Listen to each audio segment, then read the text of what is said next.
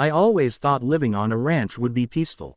Rolling hills, open skies, and the freedom to live off the land. That's why I bought it.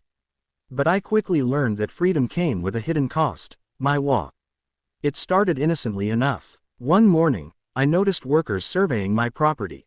When I asked what they were doing, they claimed the HOA had approval to build a water pipeline straight through my ranch. I couldn't believe it. My land, my water, their pipeline, and they didn't even ask me.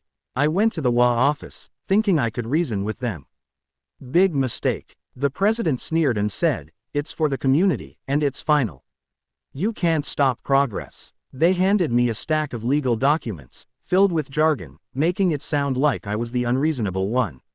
For days, I tried talking to lawyers, filing complaints, even appealing to local authorities, but the HOA had deep connections. Meanwhile, the pipeline construction continued. Heavy machinery tore through my property, destroying parts of my pasture and threatening my livestock. I watched helplessly as my family's land was invaded, feeling a mix of anger, frustration, and disbelief. Then an idea hit me. If the HOA thought they could take my water, maybe I could take control of theirs. I started researching every water source they relied on. I discovered a privately owned reservoir upstream, one they depended on for irrigation and landscaping throughout the community. It was the heart of their supply, and it was for sale. With a mixture of adrenaline and determination, I made the purchase. The reservoir officially became part of my property. I installed gates and legal notices. Suddenly, the water that had been flowing freely into their pipeline stopped. When the HOA board realized what had happened, panic set in. Calls, emails, and threats flooded in, but I didn't back down. For the first time, I felt power.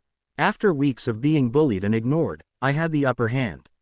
Part 2: The comeback, approximately 350 to 450 words.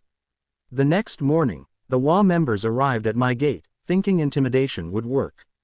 But this time, they were met with reality. No water, no pipeline, no compromise. They tried to negotiate, promising favors, special permissions, even community gratitude, but I remained firm. I had waited too long for justice to bend now. My ranch wasn't just a piece of land anymore, it was a symbol of standing up to abuse. Word spread quickly through the neighborhood.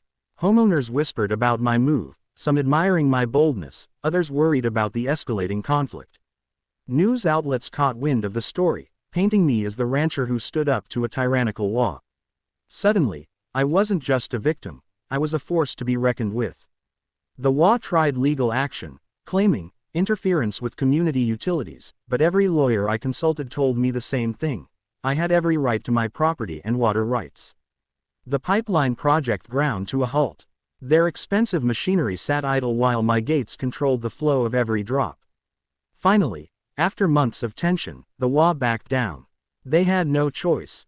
They couldn't function without water, and I wasn't negotiating. I had turned the tables entirely, using patience, research, and bold action to reclaim what was mine. Standing on my ranch one evening, watching the sun set over the hills, I felt something I hadn't in months: peace. Not because the HOA had learned a lesson, they probably hadn't, but because I had taken control of my life, my land, and my water. Sometimes, power isn't about fighting with fists, it's about understanding the system and playing the game better than anyone else. And as for that pipeline, it will never touch my ranch again.